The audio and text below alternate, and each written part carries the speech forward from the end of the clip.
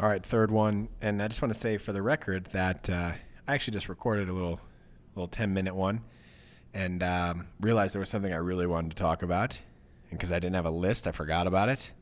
So last time, I think I probably worn that joke out, so I deleted it and started all over, which isn't really a big deal, but it kind of plays into one of the things I wanted to chat about today. But it's Friday, one of my favorite days. Going to the gym, 6:30 a.m. class. I take that class. That group is amazing. And but I get to work out with a good buddy of mine, Lachlan, who I've known for kind of since 2017 now, so a little while. But just like one of the best dudes I know. I wish I could spend more time with him, but I cherish Fridays. We work out together, go head to head.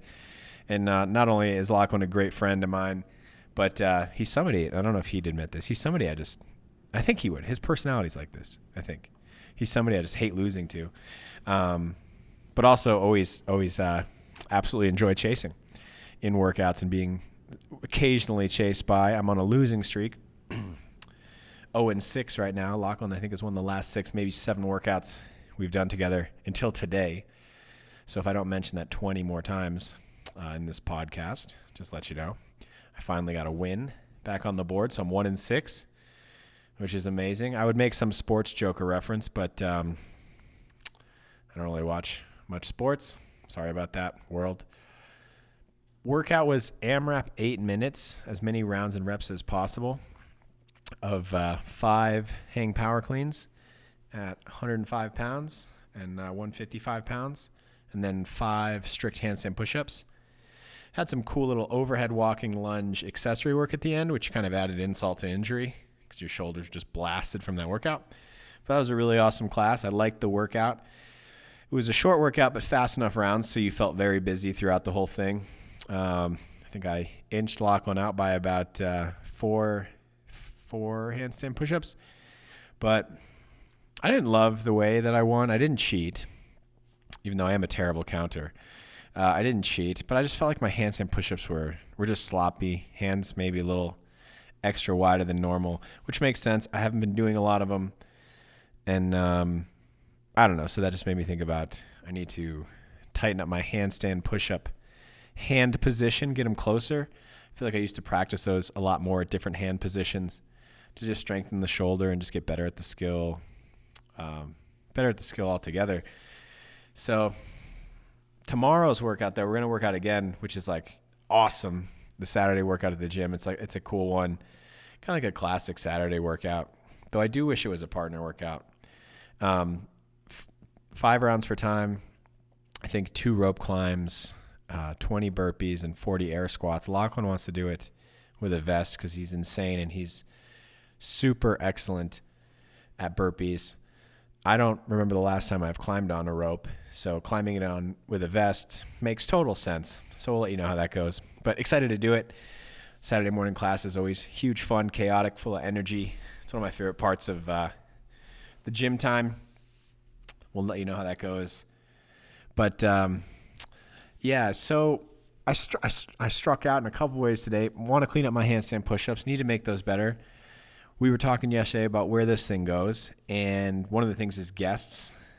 I'm liking this kind of seasonal concept, and I'm thinking for a little while we just stick with this this kind of daily journal thing because, frankly, I don't have a better idea yet, and this is keeping me consistent so far. But I really like the idea of guests. Don't want to go overboard with the amount of guests. But I reached out to my mom, was talking to her today. Obviously, I've learned a lot from her in my life. I think she's a pretty sharp lady. And I said, hey, Mom, would you want to be I told her about the podcast. She said she's listened to it. She was asking me about some of the stats, how many other people have listened to it. I was like, I think it's just you listened to it twice, maybe my wife, Cassandra. No, that's not true. There's more than that. But I was telling her about kind of the stats and how they track it and some of the offerings Spotify does. But then I said, hey, I really want to do a guest. I think it would be really cool to have a fun, honest conversation with you.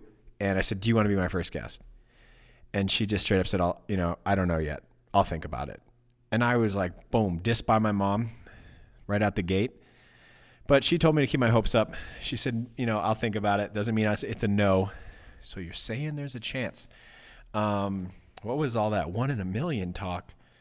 But it made me think of another conversation I had with a friend of mine about failing forward. And I think this is a topic that probably gets over-discussed in the self-help guruism universe. But I do think it's a really important one for all of us. And it's an easy one to talk about in relation to the gym. And I like it especially in terms of CrossFit.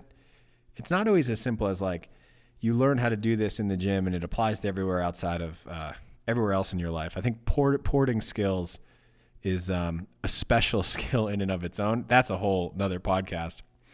But failing forward. So one of the things I really like about this is we don't do it well all the time.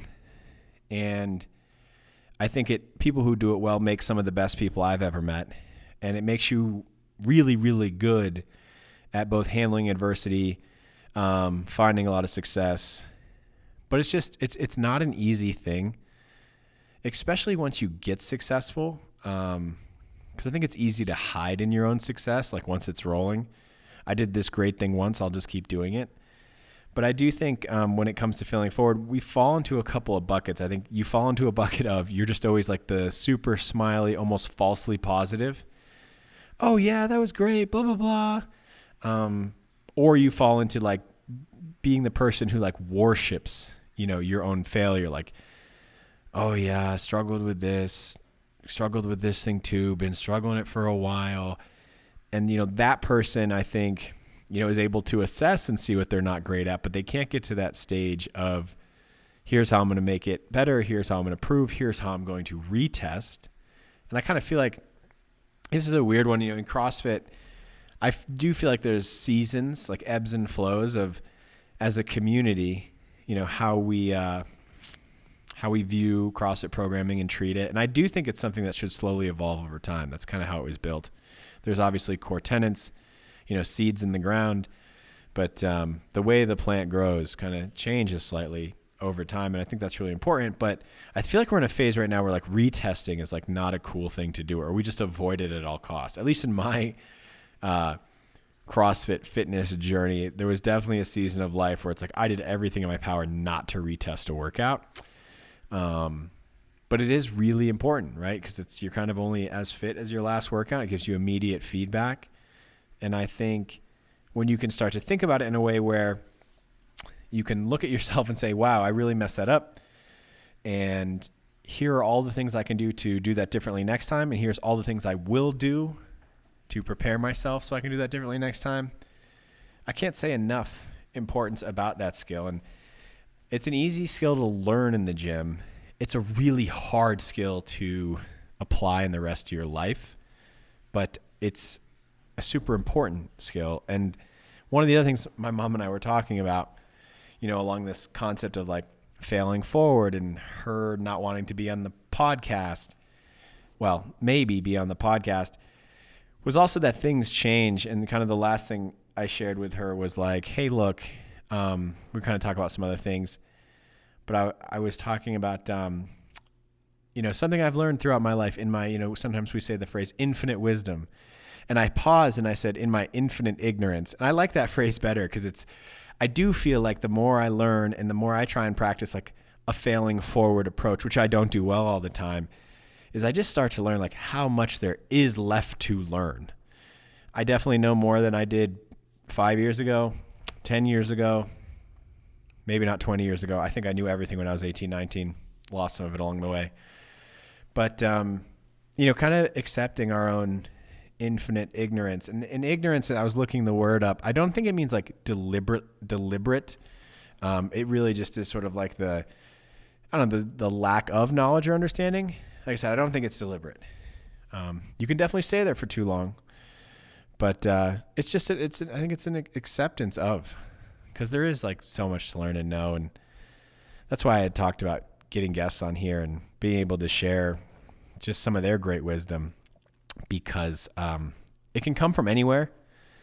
That's why I said I thought my mom would be like a cool first person. It doesn't have to be somebody with a lot of notoriety and celebrity. I think that is something we do probably too much in the world, is focus on or look at people with notoriety and celebrity and be like, they're the best representations of these qualities. or because they're celebrated or popular, they are this X, Y, and Z thing. But that's silly. That's not how math works. Maybe it is. I'm not a mathematician or a sports guy. And we just tripped over 10 minutes. Actually, Michael Dalton, who I was talking about in the last podcast, we were chatting via text, and he was actually saying he thought the 10-minute podcast concept was interesting. And for now, I really like it because I just don't want to hang you guys on much longer and just keep rambling. So we're going to keep this in the 10-minute range, under 11. I did want to talk about watching people squeeze and grope avocados recklessly in the grocery store. So if it's a Haas avocado, stop fondling it so much. Just look at the color of the skin. Green avocados, maybe a little bit different story. Okay, see you later.